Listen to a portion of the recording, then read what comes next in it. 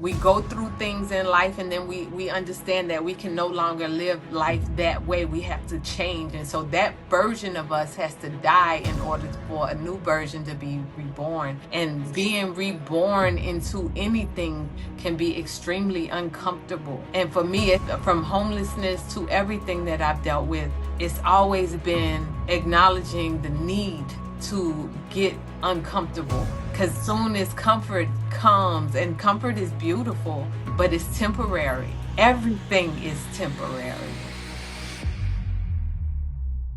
Welcome to the Empress Lioness, a sacred space where the spirit roars and the soul remembers everything. In each episode, we sit with visionaries, founders, creators, and healers. I'm your host, Karen Mitchell.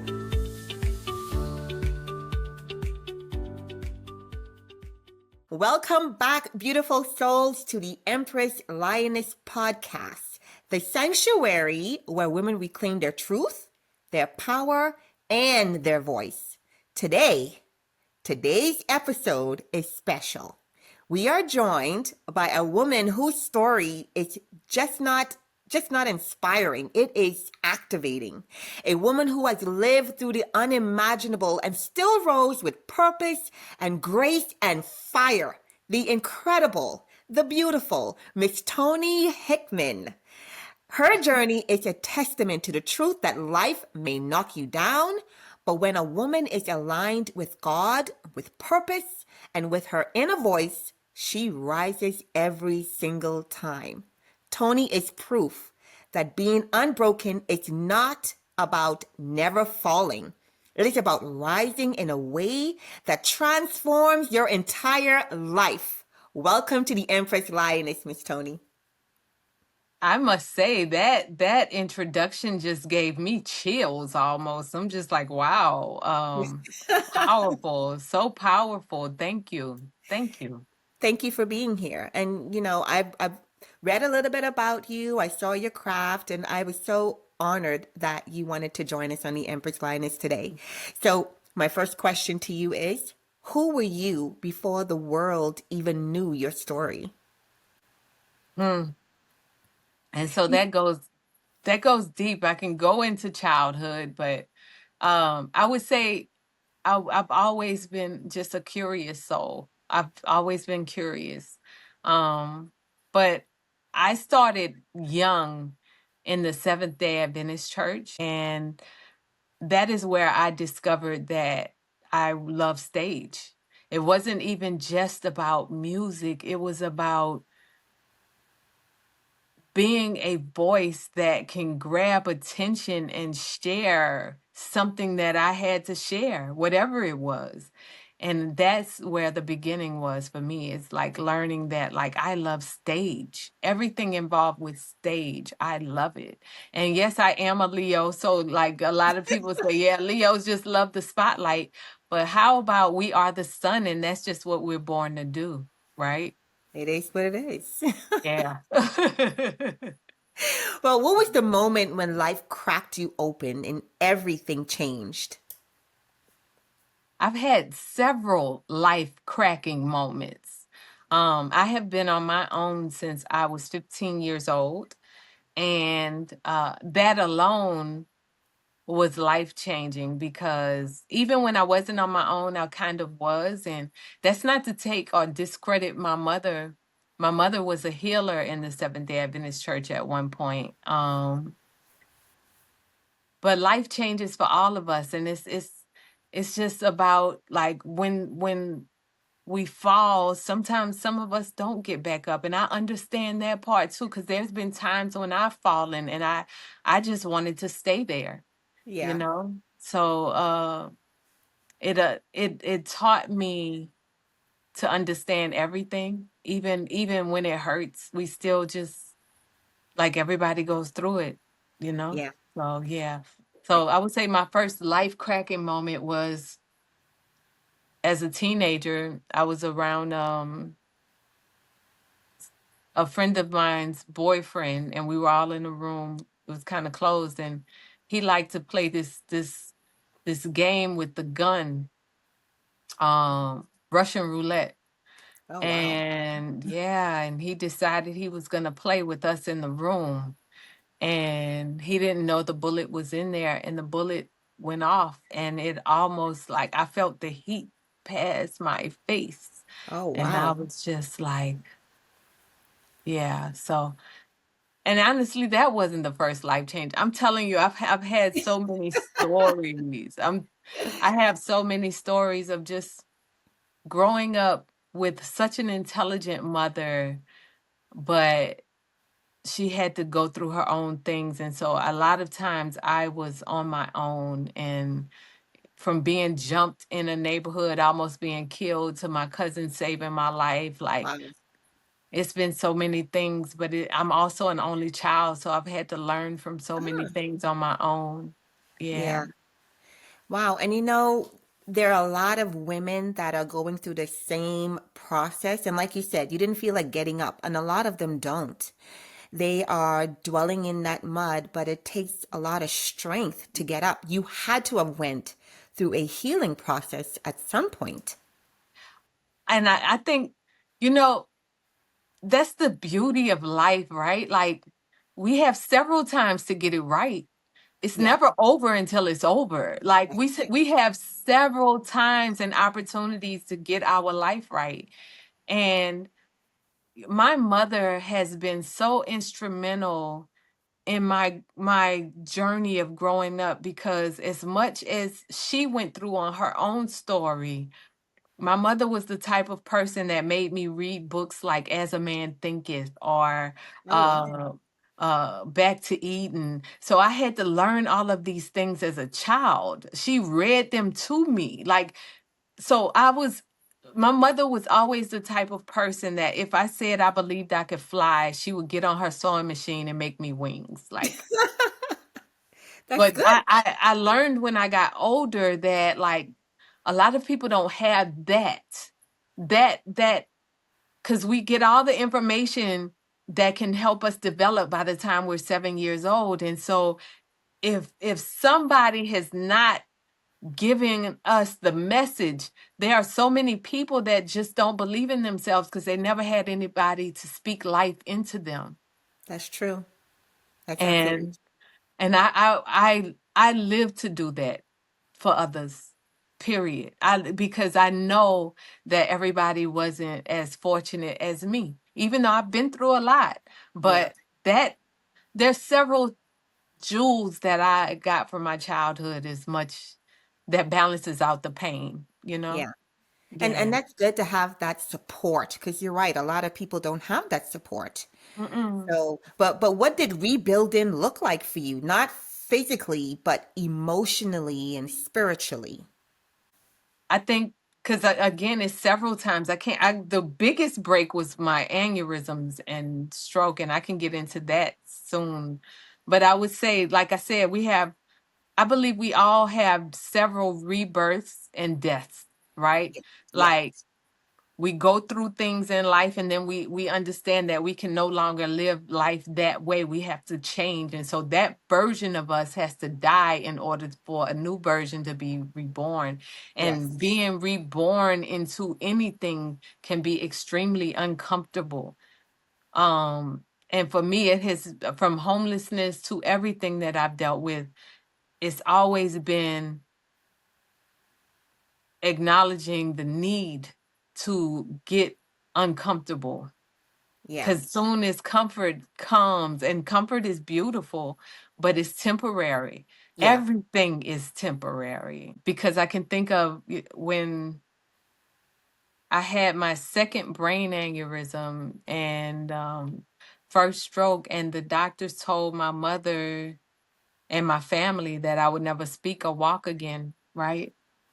And I had this song in my head, the feels like I'm hopeless, like a penny with a hole in it, right? And that song, I would constantly play it in my head, and then I would cry, and it was this repetitive cycle of helplessness. yeah, And then at some point in the hospital, I was just like, you know what? I had to get this. and I hope I'm not out of line when I say this, but No. I had to get this attitude of I'll be damned if I am going to be stopped by a wheelchair, by anything. If I had to just be in a wheelchair, then I would have been the best wheelchair person I could be. But I was determined to find out my strengths Yes. instead of my weaknesses. And a lot of times, because we constantly play these repetitive patterns in our mind of hopelessness, Yeah. we don't get to see that drive that is in all of humanity that we must use and orchestrate in our own lives to become the greater version of ourselves, because the motivation is only going to be there temporarily. Then we have to do the work. And Yes. I'm still doing the work. I'm still acknowledging me. Yeah. Yeah. And it's a journey, you know what I mean? Like a lot of women go through the trauma, including myself. We go through Mhm. different trauma in our life, whether they're medical, whether the emotional or, the physical aspect of the trauma. But if you don't find the encouragement to get up and figure out how you're going to conquer it, then you're just left there being a Right. victim. Right. And, on this podcast, I want to teach women how to get out of victim mode and fight back, because we don't fight back. We just take whatever life gives us and we accept it. So tell me, what is the hardest truth you had to face during your healing? So many. No, it's Okay. one in particular. It's one that stood out as soon as you asked me. Oh, well, Honey, I share. have been a chronic people pleaser. Oh, guilty. I'm Oh guilty. my God. And now I feel like I've having my second awakening in that, of just like, no, no, no, no. Oh, no. Like, I deserve me. I deserve all of this love that I've been giving to everybody else. It's time for me to give all of that back to me. Oh my gosh. You hit a chord.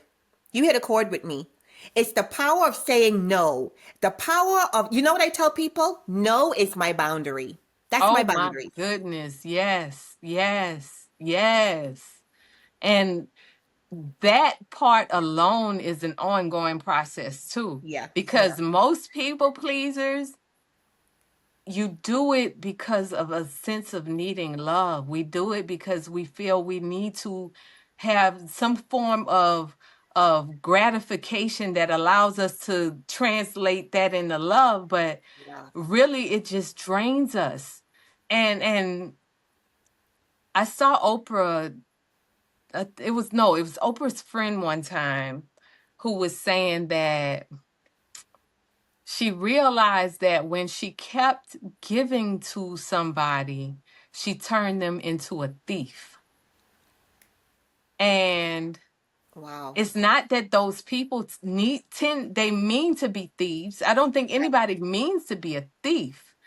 But it's just like if somebody gives you candy and they just say, oh, it's freely, or just like a job gives you money or whatever, you just go to expecting it. Right. So we set those expectations up for people to keep wanting to come back to us and depend on us. We did that. Nobody Yes, did that to us. yes, That's us still feeding on our trauma. yeah. And I'm just done. I'm kicking trauma. Like I'm over it. I'm so over it. Yeah. How did you get to a place where you like stop saying no? Because I know it's easy for, some of us to say no or start practicing it, but when it comes to those persons that are in our life that are closest to us, saying no to them feels like, well, if I say no, I remember they did something for me, and you have a connection, and it's so hard to say that no. How do you stand strong on that no? And that's why I told you it's an ongoing journey, Yeah. because in the same token, and I don't know how familiar you are with human design and all of that, are you? Yeah, a little. Okay. Well, I'm a human design coach as well. I do Okay. multiple things because I'm a generator. I do multiple things, but one of the things that I learned even about myself is that I'm naturally a giver. That's literally part of what I came to give this world. My talents, my voice, my message, everything is why I'm here. So the people pleasing still played a role in my journey, and I'm a caregiver for my mother right now. Like, Oh, wow. yeah, me and my son, she lives with us. And Okay. so balancing that with her has taught me. Like, I still love, I still give. Yeah. I still give, and I do it with my son. I do it every way, but I've learned even with them, and I've talked to them like, no, and I need you to acknowledge when you are misusing me because you're so used to me giving. Yes. And I need everybody. I've had this conversation with anybody that I feel this with, because it also requires courage to speak your truth and be okay with people not liking you. I have lost people in my life on this journey Oh, of wow.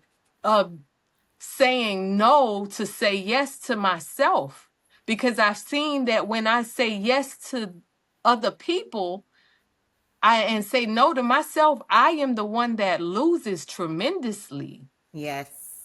And I can't lose anymore. I can't do that to I owe me. What do I owe me? And that's the reminder I'm still giving to myself. Every time I decide to give myself to somebody else, I have to make sure that I'm making time for me. Wow. And that is so important, even for me, just yesterday, I think it was like I got to the realization where I give so much of myself that I forgot about me.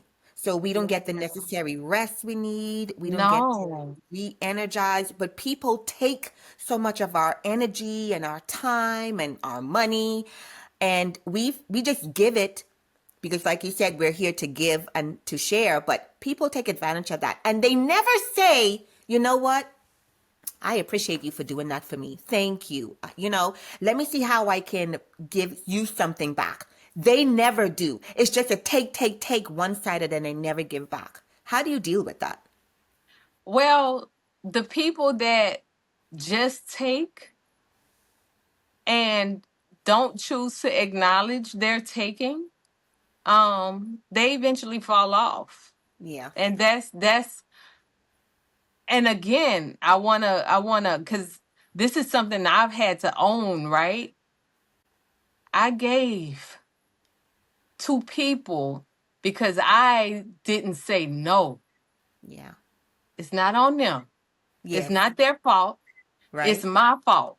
Yeah. And if I could take all the blame and put it back on me, then when somebody asks me for something in the future or now, it's like, okay, am I saying yes and this is going to compromise me? Like, I'm asking every time because that is what has to be a habit now. Yeah. It can't be a habit of just like, okay, well, I have it, or oh, I can do it, or I have the time, because time is currency all day long. And if you are taking my time, you are not allowing my currency. Oh, And wow. so that's just where I'm at right now.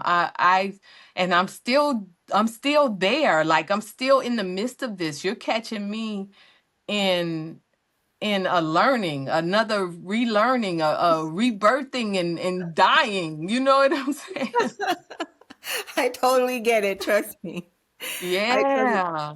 it's like an ongoing thing, until you, do we ever get to that place? You know what I mean? Like, do you ever get to a place where you can stand your ground confidently and it hasn't have to be, oh, I should or I shouldn't? I know it's a learning curve, but I'm still trying to get there. Yeah. And I believe that you can. I think it's a painful process because you start to realize that people value you for what you give versus who you are. Yes. And that part hurts. Yeah. That's the part that kind of hurts, because most of the time people who are people pleasers give for love. They give to be acknowledged as love. Yeah. And when you realize that you're just there, it's painful. Yeah, it really is. It can leave Hmm. you in tears. But you've spoken about purpose. How did you rediscover yours after everything you lost? Well, when I was in the hospital, when I was in the hospital after the second brain aneurysm and first stroke, and the doctors told my mother that I would never speak or walk again, Oh, wow. and my voice came back. And but I was in a wheelchair, right? I was in a Yeah. wheelchair. And so one of my nurses came in, and I wish I could remember her name, because she was one that had the biggest like effect on me. Yeah. Um but she came in while I was crying. I was having a pity party, and because I had already been signed, I was on a major record label, and I was in the midst of like doing another big deal. Wow. And so I'm just like, what am I gonna do now? Nobody likes disabled rappers, and I'm getting older. Like, nobody's looking for me anymore. And she came in and she was just like, why are you crying? And I told her that. I was like, I'm having a pity party, blah, blah, blah, blah, blah. And she said, She said, well, um, if I were you, I would be asking God, how did you have two brain aneurysms and a stroke and you're still alive? Yes. And I looked at her. And I looked at her and I was almost frustrated with her, because, like, how dare you break me out of my pity party? Like, you know what I'm saying? Let me have what I'm having right now. Right. And I'm serious. I looked at her and I was just like, yeah, I remember that to this day. But that message has stuck with me, because she's like, why are you still alive? Yeah. Right? I still have my voice, and I'm still defining that. I'm still defining what that means. But I know if my voice came back, then I'm here to share it. I'm here to share the messages that are downloaded in my spirit. I'm here to share my pain. I'm here Yep. to share my truth. I'm here to share. Yep. And maybe that's what all of us are here to do in some form, Yep. like you're doing on this podcast. Yes, it is. Because I feel like all of us have a purpose in life. Whether we answer that calling or not, that's on us. But Yeah. we all came with a purpose, and your purpose has been a tremendous journey. And my question was going to be, how are you even here with two aneurysms and a stroke? Because, that used to be one thing I used to worry about all the time, because they say you never can detect when it's going to happen. I had a really good friend that passed away in her sleep from an aneurysm. And so I think because it hit so close to home, it scared me. But here you are. Here you are with two of them under your belt and a stroke. You can still speak, you're still doing what you do. And now you're into the holistic part of it. What does it mean for you to be unbroken, or was that unbroken process? Because my mother was a healer in the Seventh-day Adventist Church, I was always like, it was downloaded in me, but I rejected it. And then my grandmother on my father's side was a healer too. And so I always had that in me. And after the second one, and going to Google, like looking like, is another one gonna happen? Or because that's the curiosity, right? Like, Yeah. and so how I decided to balance everything, because my mother raised me to be vegan, vegetarian. She had did Yeah. all of that, and I ate everything in the book in New Orleans, like everything.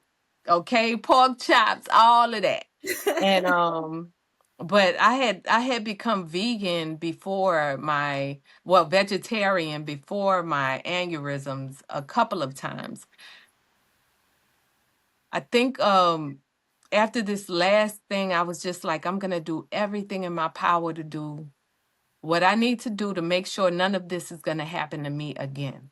Right. And so I just started going hard on myself. And at one point I went raw vegan. I went raw vegan for a year. Oh, And at wow. that time, that same year, my mother was going through tremendous changes. And so the that year, I felt like the raw vegan was the only thing I had to hold on to, right? Like, Yeah. because that's all I had. And then for like almost a year after the raw vegan, I went liquids, straight liquids, like only liquids. Wow. Yeah. And there are people who are breatharians. Like I've interviewed one of them, but I think the will to become the best version of ourselves is in us all. Yeah. And we have a compromising spirit that is in us too. And so the key, and I'm telling you, because I have given into the compromising and Yeah. I have given into the discipline. And for me, the key and the structure is sticking to the discipline. Oh, wow. And I think that is where everything falls into place. Is like riding the discipline wave. And again, I'm like December has started and I've already started a new journey because I'm doing it with somebody else. But yeah, I'm on a cleanse again. And uh it's just important for me to always make sure I stay on track with me. Yeah, and cleansing is a good way too. But you said something about, was it breath work or Yeah. okay. Breatharians. Okay, so there. Breatharian. Yeah. So breatharians are people who live on air, and I know Oh, a couple of them. Actually, if you went on YouTube and put in breatharians, this is yeah. real now. You put in breatharians, my face comes up. Now, Really? I'm not a breatharian. Well, technically, because the brother who I'm talking about, and it's a brother, Yeah. it's a couple of them out there that are brothers, but he said, well, everybody is a breatharian. No matter what you do, you breathe, right? Right, right, But right. but their message is the earth has all the nutrients in the air that we need. And so it's important to get in nature. It's important to ground yourself. But all of the nutrients that we need are in the air. It's not just the food.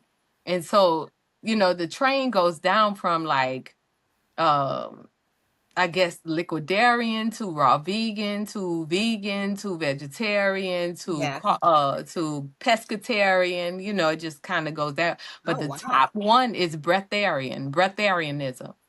Yeah, Wow. yeah. Please go look that up I on YouTube. will. You will be absolutely fascinated. And the brother that I interviewed was Elatam Elohim, and amazing brother. He's probably in his 60s, I think. He's Okay. probably in his 60s. But he's been doing it. He has not had food, water, or anything in over 20 years. Wow. That's Seriously. amazing. Yeah. Wow. So I know we didn't come to talk about him I though. know. Let's get back to me. Let's get back. Okay. So moving back to you, Tony, how did music become medicine and a pathway back to yourself? Because I know you mentioned it earlier. Music, well, writing has always been my therapy. Writing philosophies and poetry and just abstract thought has always been for me, Yeah. right? And but I I was in a talent show in New Orleans. I was like, what, 13? No, I think I was like 11 or 12 because it was elementary school. And we was in the talent show and this guy wrote our lyrics and it was called Now Laters. It was about a song about now laters, and we won the talent show, right? And I was like, oh my God, here's stage again. I know what I'm here to do. We know what kind of industry we're going to get in when we're kids. Right, right, right. And that was it. That was it for me. And ever since then, I'm telling you, from back to back, after that, I was like, I could write my own. I've been writing poetry all my life. Like I can write. If this is a rap, then I just turn my poetry into raps. And that's Wow. what I did. And I got signed in New Orleans first. I was signed under a label in New Orleans. And then I decided New Orleans was too small. And I went to New York with a friend of mine. And me and her became a group. Eventually that group broke up. But we went to New York. I was homeless in a shelter by myself, like all of that. You hear me? Wow. And then the record label that was kind of communicating with us when I went back home to visit my mother in New Orleans, they contacted my mother's phone and was just like, yeah, what happened to your daughter? And she's like, she's here. How divine was that? And I know. so they told me to call my partner on the phone, and I called her on three-way. They flew us out the next day, and that was the first record label that I signed to it. So I've been on gold and platinum albums. And then, like I Wow. said, after the aneurysms and being told I would never speak or walk again, that's when everything started opening up. Now, I haven't been on a label since then, but since then I have won an Emmy. I have gotten numerous awards for mental health. I've done so many things. So I want to say to your followers too, if there is any message that I can leave them with, I don't care how old you are. I don't care if all your limbs are gone. I don't care what the issue is. If you still have breath and you know what you want to do, then you figure out what you're going to do, how you're going to do it, and get it done. And age or nothing else will stop you if you are determined. That's good advice. And that is the truth because you were determined. I mean, to I'm a point still where you, determined. yeah, Yeah. moved to a whole nother state where you didn't know anyone, was homeless just to get what it is that you know you deserved. Yeah. But I know that you're a disability advocate and a I voice for have a so many. disability. Hmm. So how do you balance advocacy with protecting your own peace? By being me. Just by being me. And see, that's another tricky thing because that comes with the people pleasing thing, right? Like, Yes. Yeah. so with the people pleasing thing, you kind of become a chameleon and you're what everybody else wants you to be versus who you are. Yes. And now I am in a journey of like living my truth. And what does that mean? Because my truth is deep and it's not all like sunshiny bright. It's the darkness that has transformed into who I'm becoming. Right. And yeah, so that's Wow. where I'm at with that. Yeah, So I think we have to allow ourselves to transform though, and yes. and be bold enough to acknowledge when we are not. Like, do you acknowledge that you are just sitting here wasting time and time is wasting you, Yeah. you know?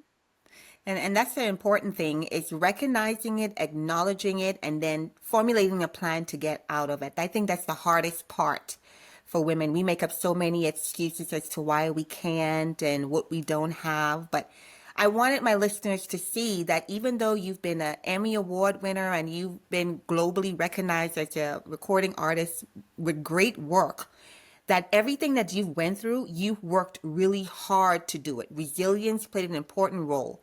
So what do you Yes. want women to understand about their resilience that we often get wrong? Um, and it's not because it's so easy for us to blame. And I think that's one of the biggest things I'm kind of like working on getting out of. Yeah. Because in the end, we have been given this concept of this role that we're supposed to play in life, right? Yes.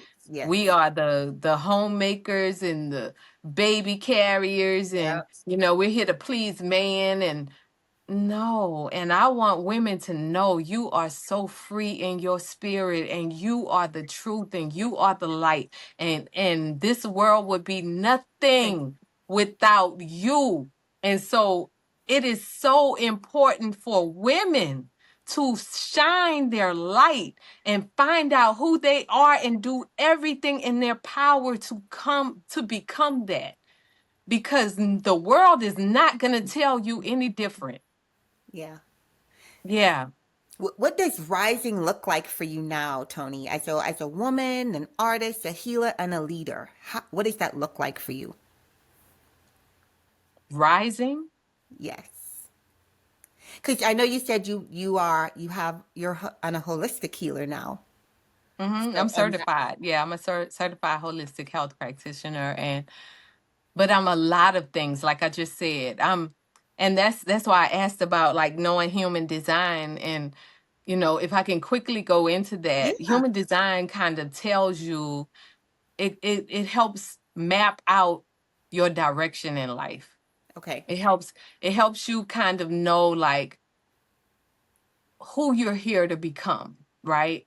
And so for me, a lot of people have told me you can't focus on everything at once. You can't do all of these things. And then I learned that like if I don't do multiple things, like I'm gonna lose my mind, because I was put here to give the world multiple versions of myself, multiple things. And so for holistic health, it's so important. And I have a course coming out at the end of this. Actually, I would say it's going to come out probably in January now. Okay. Um, but yeah, I'm doing a course on high blood pressure, because we as melanin dominant people are the highest rating people that have these issues, and Yeah. the medicines are contradictory. And I've seen it. I've had the reason I did this one is because I have had to have a personal relationship with this process with my mother. Oh, So wow. yeah. And that's really awesome. Do you want to elaborate a little bit more on your holistic practices, things that you have done so far? Um, yeah. I mean, at first I had a business. Me and my mother ran the business for a long time.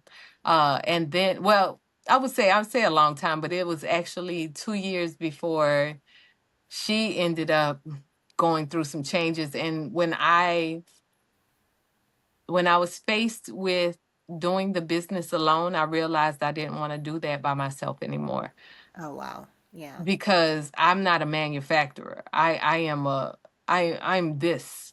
I Yeah. am I'm a speaker of wisdom that I know, and uh I'm cool and okay with just doing that right now. Like I couldn't just be a manufacturer. That would drive me crazy. I do want to ask you a question pertaining to that. Mhm. I found recently, as I'm getting older, women, our bodies change. And I remember going to the doctor and telling her the changes I was going through, and her one remedy was, oh, well, you should get on birth controls for premenopausal symptoms. Then I thought, how does that help? Because there's not a lot of information out there, and I know there's a lot of women out there. I'm going to just ask the question I know a lot of them are asking. Do you have any knowledge or any holistic practices that women can help with that? Because I'm thinking the doctors only have one remedy for women like us. First of all, I say absolutely not on the blood pressure. I mean, on the birth control. Yeah. No. I say no. That's my personal opinion. Why put something foreign in your body? Now I'm That's going what to I tell said. you. Yeah. And surprisingly, that doctor agreed with me. Surprisingly, if I hadn't said no, you would have given it to me. Yeah. Yeah, because they get paid. And see, this is the biggest issue with the pharmaceutical industry and the doctors that we look to as gods Yeah. of our health. But I will tell you, because yes, this is a very important question.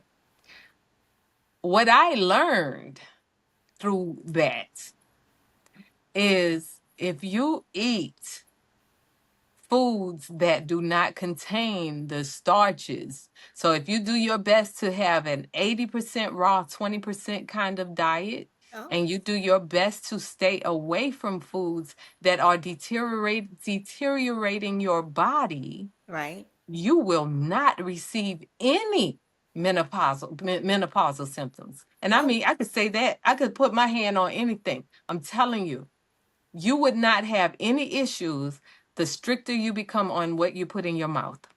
yeah. It's I really that simple. I agree.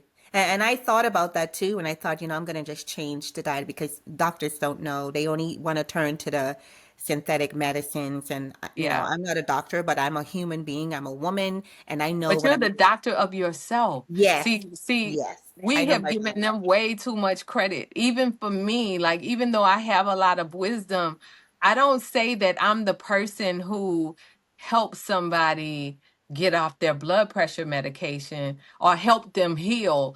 I Right. help them discover how to heal themselves because Oh, in the end, we all have that. yes, I'm no more powerful than you. I just have a little more knowledge in that area because I right, have been digging into it. But I can give that knowledge to you and then you have that knowledge. right. That's awesome. That's awesome. Yeah. So, Tony, what message is God placing on your heart for the women listening who feels tired, defeated, or unfinished? Yeah. And you can feel tired, defeated, unfinished. I promise on everything I have felt every single piece of that. And my message to you is if you don't, then you are leaving the world missing your dot and your place that you were supposed to give it. If you know that you are still here and you are still breathing for a reason. I said it earlier in the video, but you are here with a purpose. Everybody has a purpose. And I challenge people because your purpose is not to work that 9 to 5. We came here, if we are God's created in God's image, then we came here to be God. And so if we came here to be God, then how are you being the God of your life? And I ask myself that question every time I catch myself slipping, like, is this God like? Like we want to say, is this God like and see it from a place of like being away from us? But no, is this God Yeah. like because you are a God and are Yes. you being a God of Yes. your own life? Yep. That's what I want to say. Ask yourself that. How are you being a God of your own life? Most of us aren't because we don't believe or we've been taught that God is on the outside of us when technically God is the universe. He's everywhere and everything. But most importantly, we are gods.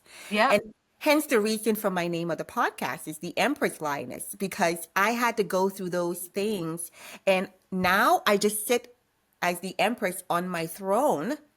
And I have to remember that I am the Empress, and I don't care what anyone has taught me. I don't care what anyone says. I am going to operate as such. Oh, I love getting chills. I love that. Yes, absolutely. Absolutely.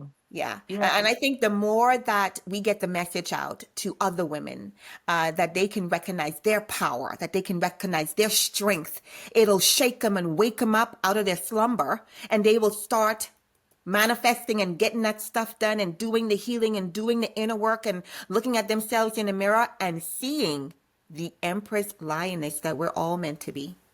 Absolutely. And Yeah. you said something that I just want to highlight. Yes. Well, you said something that brought this thought in me because a lot of women end up carrying so much shame that the world has thrown on them. Yes. And this shame can be paralyzing to many women. And I just want to say to those women who are carrying your shame and your guilt about whatever you think you have done, the universe is not looking at you in no kind of way. God is not looking at you. You are the God that if you have learned from your mistakes and you can make Hmm. changes in your life, then take those changes and become. That is your lesson. Become who you were meant to be, regardless of any pains you have in your life. You can forgive yourself. Yeah. and keep it moving. Yeah. You are the God that forgives. That's right. That's right. It's not So, outside. But yeah. Toni, I want you to share with our viewers how they can get in contact with you, with your holistic healing, with your, new training that you have coming out.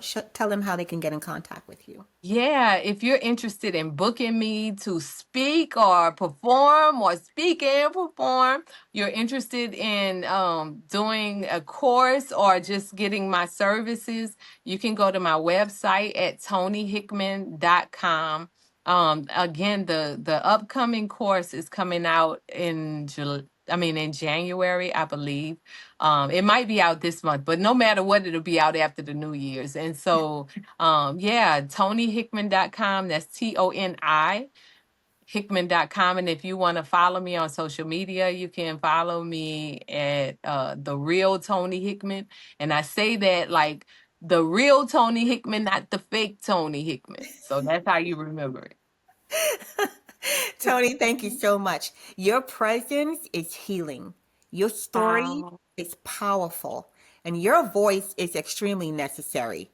You've oh, shown us that rising is not a single moment, it's a calling. And when a woman chooses herself, chooses purpose, and chooses her truth, she becomes unstoppable, just like you, Toni. So thank you so much for sharing your light with us today. thank you for having me. Seriously, just thank you. Thank you. And so, Yeah. for every woman listening right now, you are unbroken. You are chosen. You were called. And you are rising. So, until next time, keep leading yourself first. And never forget the throne within you has been waiting for you. So, what are you going to do about it? Okay. Be a God. Thank you so much. That was an incredible, incredible interview. You are powerful. Yeah, thank you. You asked all the right questions. I'm just like, yeah, wow. Thank Try you. to, because I want people to see you as a woman, as a human being just like them, because I feel like when people can identify with it, then it gives them that encouragement. It gives them power to roar, to really Yeah, come out and fight and really come out to do what they need to do. So yeah. that was powerful. I'm so grateful. Thank you so much.